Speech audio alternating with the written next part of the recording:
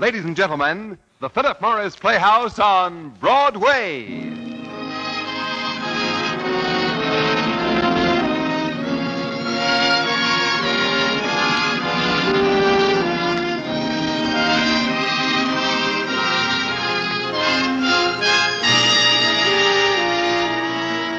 Tonight, the Phillip Morris Playhouse on Broadway brings you The Amazing Dr. Clitterhouse, starring Lew Ayres with Vanessa Brown, produced and directed by Charles Martin, and presented by Phillip Morris, America's finest cigarette.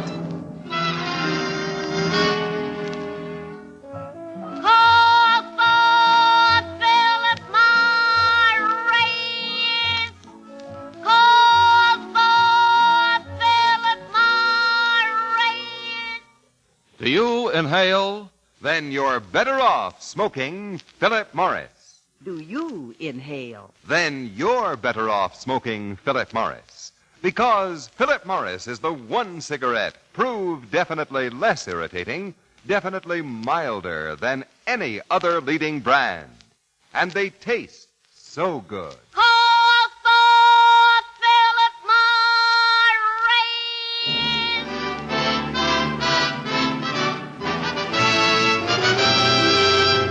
Ladies and gentlemen, your host and our producer director of the Phillip Morris Playhouse on Broadway, Charles Martin.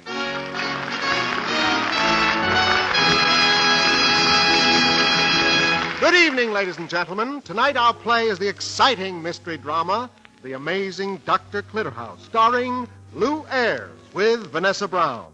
And now, before our curtain rings up, may I suggest that you enliven your enjoyment of our show by lighting up a Phillip Morris, America's finest cigarette. And now, The Amazing Dr. Clitterhouse.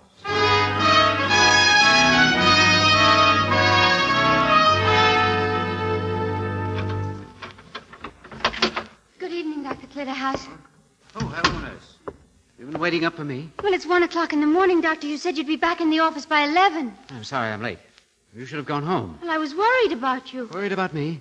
Take out this blood pressure apparatus. Are you going to do a blood pressure, Doctor? Yes, on myself. Doctor, there's nothing wrong, is there? Would you work this bulb for me, please, while I watch the indicator? You've been working too hard lately. Look, Anne, my blood pressure is up before I went out this evening. Now it's down. Amazing. Would you hand me my notebook, please? All right. Oh, Doctor, you've got some paint on your clothes. Paint? Look on your coat there. Oh, that was careless of me. Get the ether, please. I'll take it out. Certainly. But, Doctor, the ether isn't in your bag. Not in that bag. Don't you dare to touch that bag. Now, who the devil gave you permission to open my bag? But I always open your bag. Well, I didn't want you to open it now. I'm sorry. I thought the ether would be in there. Oh, now you know. I don't know anything. I don't understand it. The bag is filled with jewelry. Yes, Pearls, diamonds, a brooch. Are they real? quite real. I didn't know you owned that much jewelry, Doctor. They should be kept in a safe. They were in a safe until I took them out. But why? It was not my safe that I got the jewelry from. You mean you stole them? Every pearl, every diamond, every bracelet. Stole them? But why, Doctor? You have a good practice. You don't need the money. I didn't do it for the money, Miss Endicott.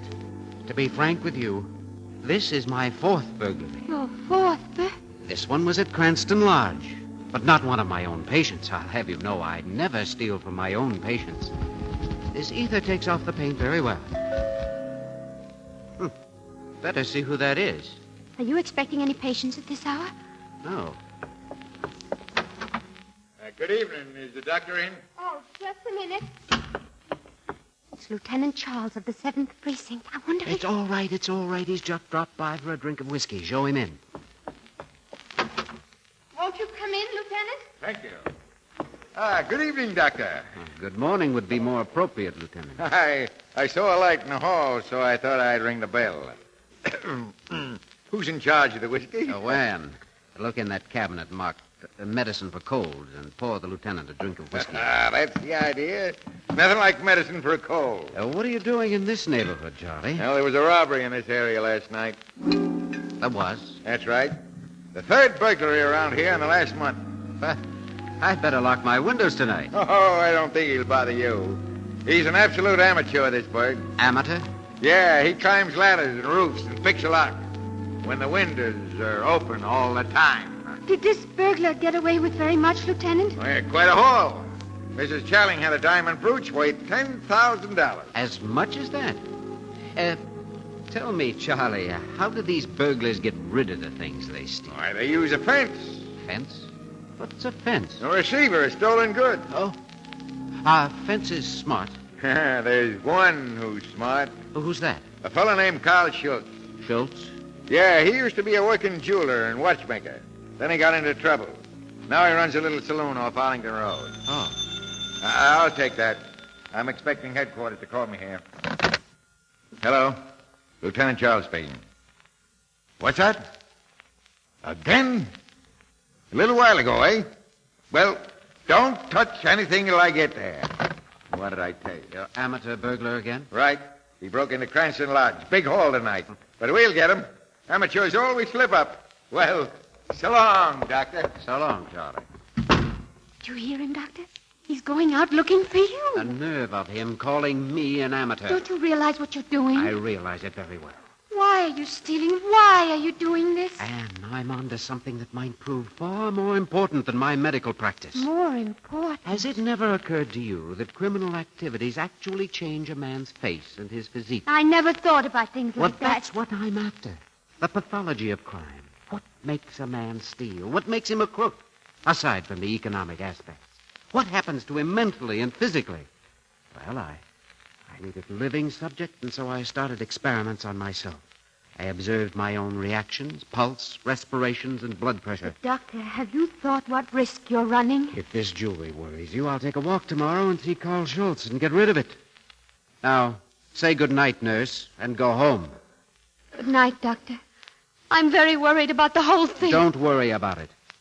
I'm conducting an experiment on the nature of man. Maybe one day we might be able to vaccinate a man against crime, the same as we do against disease. I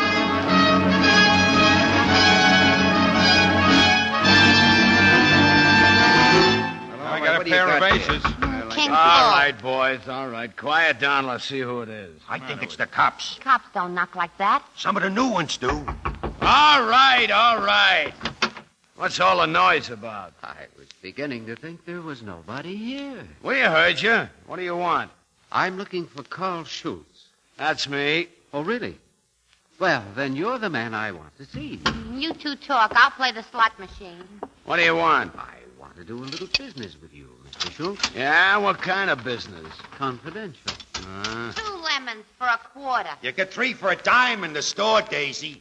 Listen, you. I've got no business. This is a club, and we serve bar members. Oh. Well, can I buy you all a drink? Are you paying? Of course. Well, come on, Carl. Let's have a drink before he goes. Mine's rye on the rocks. Good, I'll join you. What's yours, sir? Well, as long as it's free, a bottle of brandy. Good. 2 rye on the rocks and a brandy. You will join us, won't you, Mr. Schultz? Yeah, I don't mind if I do. I'll have rye. But don't think this means anything. Ah.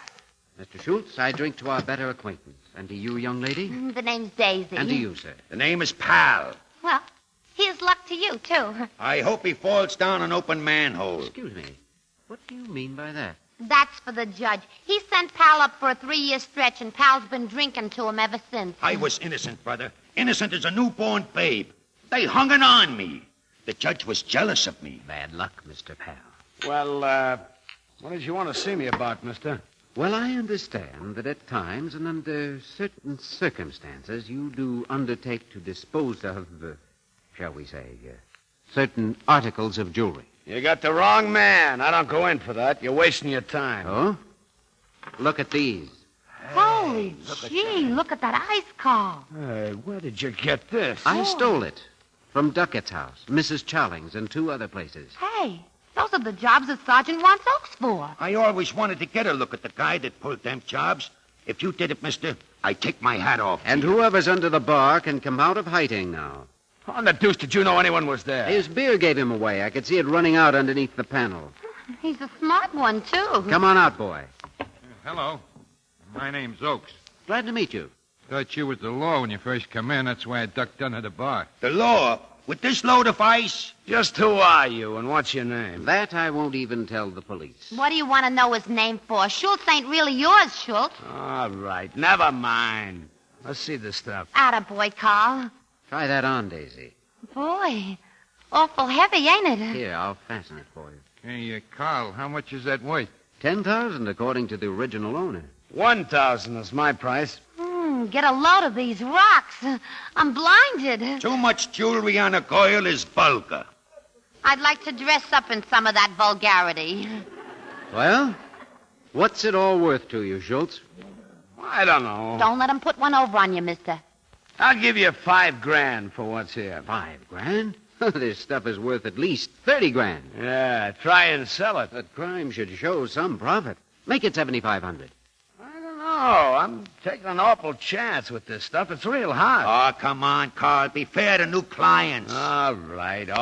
7,500, but I'm losing money. A deal. And now, let's have another drink to our next crime. Rye on the rocks for me and my new boyfriend. I'll have the brandy. What's your name? Anything you care to call me.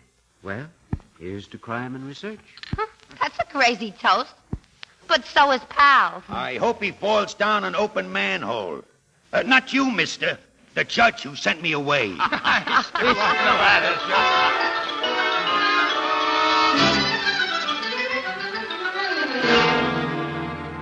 tell you, I don't like it. Every time we do a job, we get examined by him. Anybody'd think we was hospital cases. What are you kicking about? He never hurts you. Don't he? After that Acme foot job, he took a blood test and then climbed halfway down my throat. That was because you kept losing your voice. What's he take our blood for? Research, he says. He makes more of a fuss over Pal than he does over me. I wish he'd examine me more often. What are you beefing about, Daisy? Fitted you up with this apartment, didn't he? Yeah, but he never comes to see me except when it's on a job. What good is that? The guy's legitimate. All he ever thinks about is stealing. Yeah, well, why worry? He's the best crook I ever met. Still, I'd like to know more about him.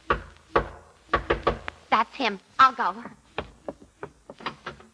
Hello, dear. Hello, Daisy. How are you? I was wondering when you'd get here. Okay. Hello. I done like you told me to. Here's a sample of my blood, and in this bottle is Pal. Oh, very good. What are you going to do, go in competition with the Red Cross? I brought something for your throat, pal. For my throat? Oh, no, I had my tonsils out when I was a kid. When's Schultz coming? He ought to be here any minute now. Good. Well, boys and girls, you feel ready for the big job tonight? Yeah, I'm always ready, friend, if you're masterminding it. There mustn't be any slip-ups, you know. That goes for everybody. Oh, don't No, worry I about hope us. not. Hey, wait a minute. Somebody's opening the door. Watch yourself, kids. It's Schultz. Hello, boss. Oh, boy, sorry. Well, why don't you knock, Mr. Schultz? What for? I got a key. The rest of us knock. I'm not like the rest of you. What's the matter with you, Carl? This job worries me. Why? Why, the cops will be up there like a swarm of bees tomorrow. Nothing ever went wrong before. That's what they say up in Sing Sing. Schultz, this job is going to go off all right, believe me. We're going to work it all out very carefully first. Now, Okie? Yeah? You'll come up the stairs over here. It's quite dark, remember? Right. Pal? Yeah. You're over there by the partition that's right behind the angle of the wall, waiting for the night watchman. Yeah, well, we got you. Now, pal, you grab the watchman. Put this chloroform handkerchief over his face. Now, go on, rehearse it. Right. Come on. Hey, let me up. do? Let me up. Pal, you look startled. What's the matter? Yeah, I don't know. Hey, your voice is going again. Quick, Daisy, hand me that bag. Right. Here you are. Hey, what's the idea? Don't you see? He's got a spasm of the larynx. My voice always goes when I get excited. This is just the kind of research I've been looking for. Now, just hold still, please, while I examine your throat. Examine his throat. This guy has rocks in his head. Never mind his throat. Get to the robbery. Cut his throat later.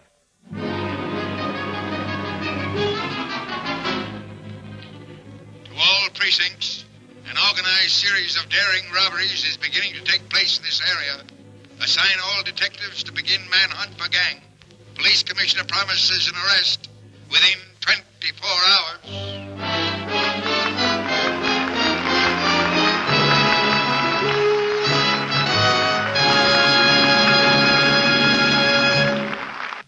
You You are listening, ladies and gentlemen, to the Phillip Morris Playhouse on Broadway, presenting The Amazing Dr. Clitterhouse, starring Lew Ayres, with Vanessa Brown and Everett Sloane. May I take this opportunity during this brief intermission to ask an important question of every man or woman who smokes? The question is simply this: do you inhale? Chances are that you do. That's why you're better off smoking Phillip Morris. Now, that's an important fact which you can prove to yourself, just as another smoker proved it in an interview with our roving reporter in Las Vegas, Nevada. Let's listen. Hello there, this is Jay Jackson. I'm standing on the terrace of the fabulous Flamingo in Las Vegas, Nevada. Tonight we're attending the annual picnic at the Boulder Vegas Shrine. And standing beside me is Mrs. Fay Leonard of Malibu, California. Now, Mrs. Leonard has already told me that she is not a Phillip Morris smoker and has volunteered to answer a few questions. All set, Mrs. Leonard? Right. First, I'd like to ask you a personal question, if you don't mind. When you smoke, do you inhale? Yes. You do inhale. Now, in just a few moments, you'll find out why I asked that question. But right now, I'd like you to try a simple test, if you don't mind. Is that all right? Well, first, let me offer you a Phillip Morris cigarette. There we are. Now, would you be good enough to take out one of your own cigarettes, please? Yes. And let's don't refer to it by its brand name, okay? You bet. All right, Mrs. Leonard. Now, we're going to test both cigarettes. Which of the two would you like to light first? Well, my own. Your own brand first, all right? I'll light it for you, then I want you to take a puff, get a good mouthful of smoke, and slowly let the smoke come directly through your nose. That's the idea. Now, Mrs. Leonard, let's try exactly the same test with the Phillip Morris cigarette. I'll light it for you, take a puff, get a good mouthful of smoke, then slowly let the smoke come directly through your nose. There we are. Now, Mrs. Leonard, you tried exactly the same test with your own brand and with the Phillip Morris, right? Mm-hmm. Tell me, ma'am, what difference did you notice between the two cigarettes? Well, it's milder and don't. Which is milder? The Phillip Morris. You found the Phillip Morris was milder? Yes. And don't how did burn your as much. how did your own brand seem to you by comparison? Well, it's a little stronger. Describe the sensation a little more. How Well, did it feel? kind of burns your nose a little bit, tingles it. You found it burnt your nose? Yes. Well, Mrs. Leonard, that's irritation. And here's something you should know. The irritation you felt in your nose when you tested your own cigarette just now is the same irritation that occurs in your throat every time you inhale. And you do inhale, don't you? That's right. Well, Mrs. Leonard, doesn't it make sense for you to smoke a milder cigarette, a less irritating cigarette? But naturally. Well, I think you've proved to yourself that if you inhale, you're certainly better off smoking Phillip Morris. Haven't you? You bet. Thank you very much, Mrs. Leonard, and I'm sure you'll be continuing to smoke Phillip Morris from now on. Thank you. Friends, the interview you have just heard was entirely voluntary, and no promise of any kind, no payment whatsoever was made for any statement in the interview. Right, Mrs. Leonard? That's right. Well, thank you very much for volunteering to take the test.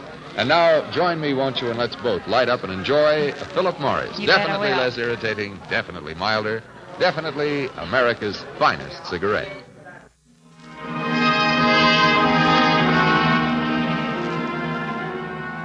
And now, back to the Phillip Morris Playhouse on Broadway, presenting The Amazing Dr. Clitterhouse, starring Lew Ayres, with Vanessa Brown and Everett Sloane.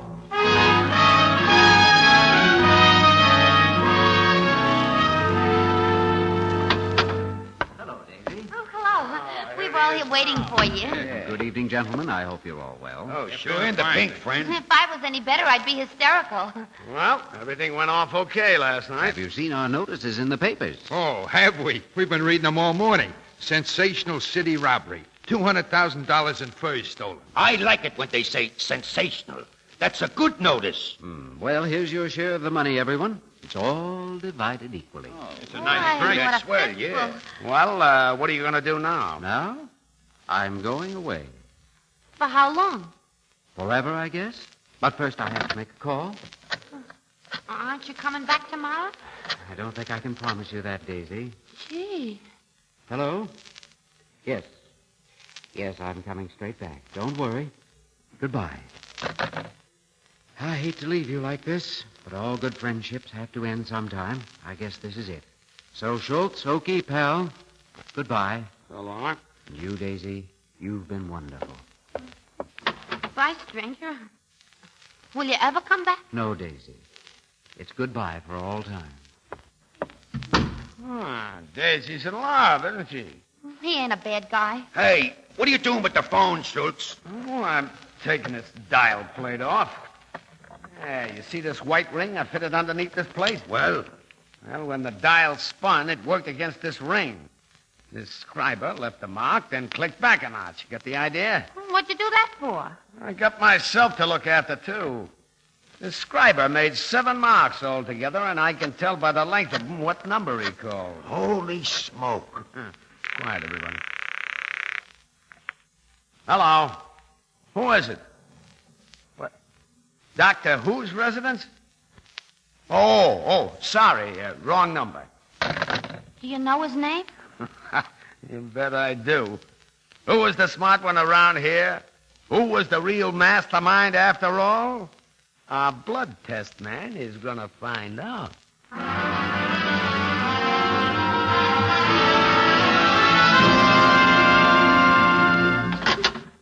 Good evening, Doctor. Good evening, Anne.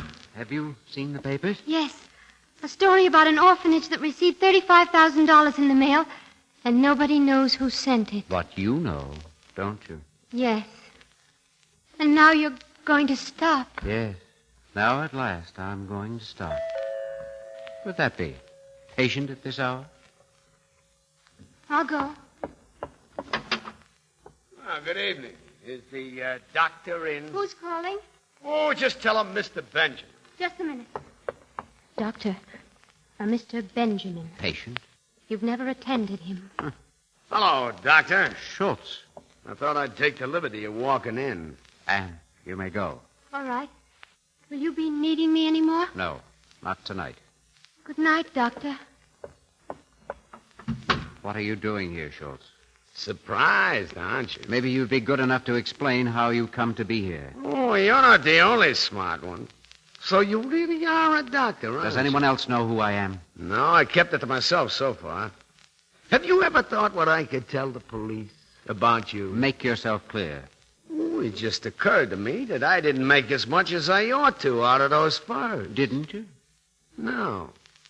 You're going to give me $100,000, you understand? You're making yourself quite clear now. Yeah, I thought I was. Tomorrow night, you'll be at the club with the money. We understand one another? We do. Now, how about a drink? Sure. Nothing like a drink when you got something to drink about, is there? It's a remarkably apt observation, Mr. Schultz. Soda? No, thanks. Well, here's luck. How do you like it? Well, it's a bit, I don't know, got a full flavor. It's all right, though. You know, Mr. Schultz, I've collected a great deal of information about crime. But so far, I've overlooked the greatest crime of all. Yeah, what's that? Murder. Murder? I'm writing a textbook on crime from first-hand approach, and murder would complete the book. Yeah, that would complete you, too. Hey, what did you put in that drink? What did you do? Tell me, what did you do to me? I've murdered you, Mr. Schultz. You devil, you devil. Who really was the smart one after all, Schultz? You or I?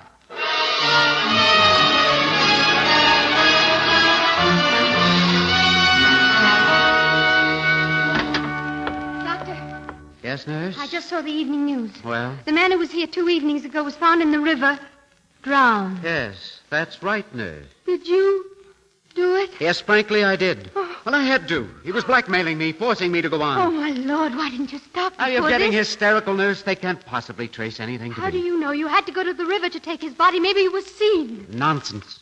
I could have stopped all this. Oh, I'm so frightened for you. I'm so frightened. Now, calm down, nurse, please. Everything's just the same as it's always been. The man was no good to society, and he had to be put out of the way. Hello. Hello. Doctor, this is Daisy. Daisy, how did you get this number? Listen, Doctor, I'm calling you for your own good. They found your phone number in Schultz's pocket. What? When? Just now. Now, listen, Daisy, don't stop for anything. You've got to get away. You can't even stay on the phone any longer talking to me. I'm going to miss you. Well, good luck to you, dear, and thank you. Goodbye. Goodbye, Daisy. Who was that? They found my telephone number in Schultz's pocket. Doctor, you must get away. No. Can't you see the mistakes you've made? They're probably closing in on you right now. No. Let me destroy the book. This book's more important than I am. This book may save society. The police. That's not the police. Now pull yourself together. Don't you remember my appointment with Mr. Williams, the lawyer? Oh, yes. Good evening. Is the doctor in? Oh, come right in, Mr. Williams. He's expecting you. Thank you. Mr. Williams, Doctor. Good evening, Mr. Williams. Good evening, Doctor. You're looking better. I feel it. I went around 76 today. I astonished myself. Oh, I'm glad to hear that. I got your call, Doctor. What's the matter? Mr. Williams, I wonder if I can ask you for some advice. Why, certainly. Well, a very close friend of mine is in great trouble. Oh? He had the idea of trying to secure data on the nervous reactions of criminals.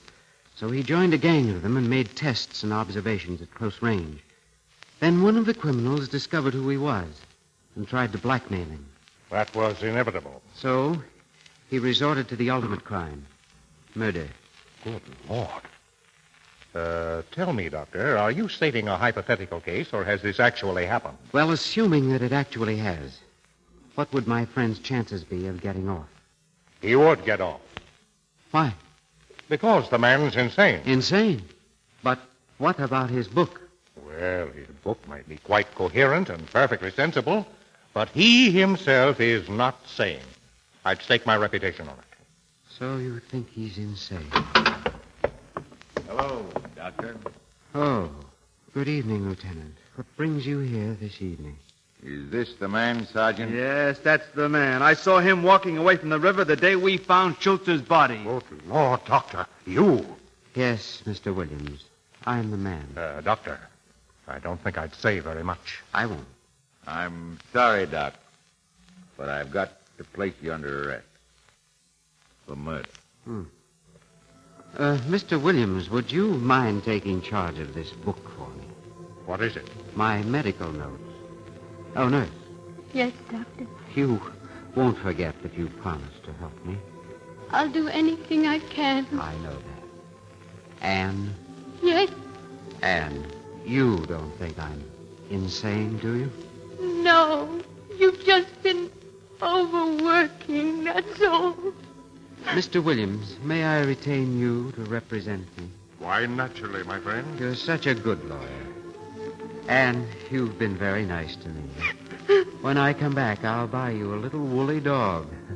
Just as I did for one of my little girl patients. How does that sound crazy? Come along, Charles. Mr. Williams? Yes? Mr. Williams, you've never lost a case. Your reputation is at stake. I'll be very upset if you lose this one. I'll do my very best. Just think. A great many doctors have died for humanity. Maybe I have done humanity a service which one day it will understand.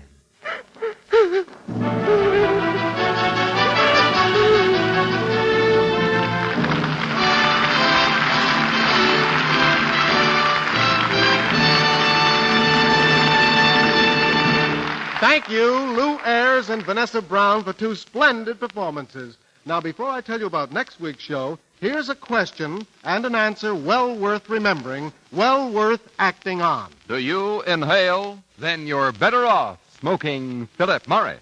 Do you inhale? Then you're better off smoking Phillip Morris.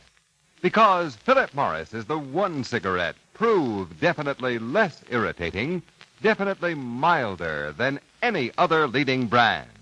And they taste so good.